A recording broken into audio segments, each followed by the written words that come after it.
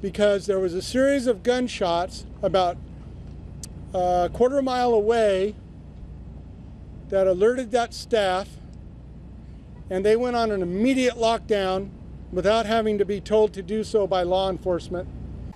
Investigators have identified today's shooter, but they are not releasing his name at this time. ABC 7 News reporter Wayne Friedman is live now from Tehama County with more on the story. Wayne?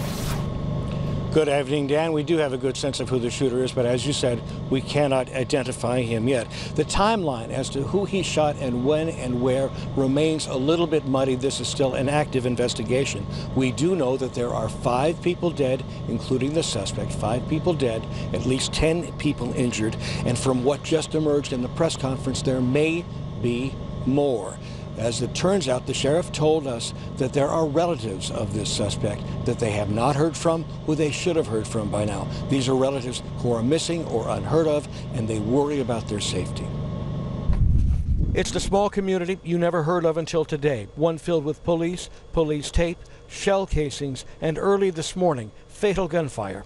All I'm told is it is a semi-automatic rifle. What we heard was 10 rounds initially. I told my son it sounded like a Bruce Willis action movie. There was so much gunfire.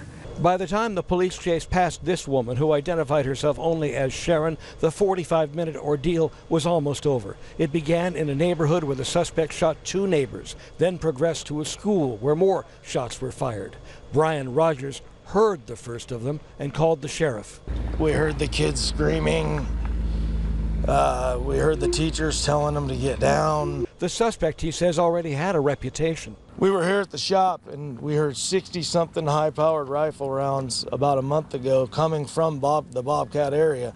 And apparently the neighbors called in and the sheriff told them that there was nothing they could do until something happened, just like this. After the suspect drove through town shooting randomly at people and hitting some of them, it ended here in a fusillade of bullets. It's devastating. It's just insane.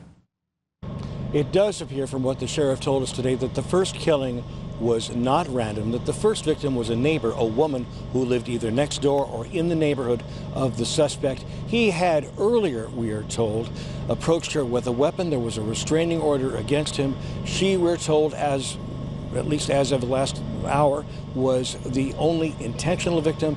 Everything else, we're told, seems to have been random. He went to the school, we're told. He shot at the school for roughly 6 minutes, and then he continued. He shot and killed another woman in a car. Her daughter was injured by another bullet or by shrapnel. Then there was another case of another victim who he hit intentionally and caused a traffic accident. That is the latest from Rancho Tehama. We'll have more in an hour live. Wayne Friedman, ABC 7 News.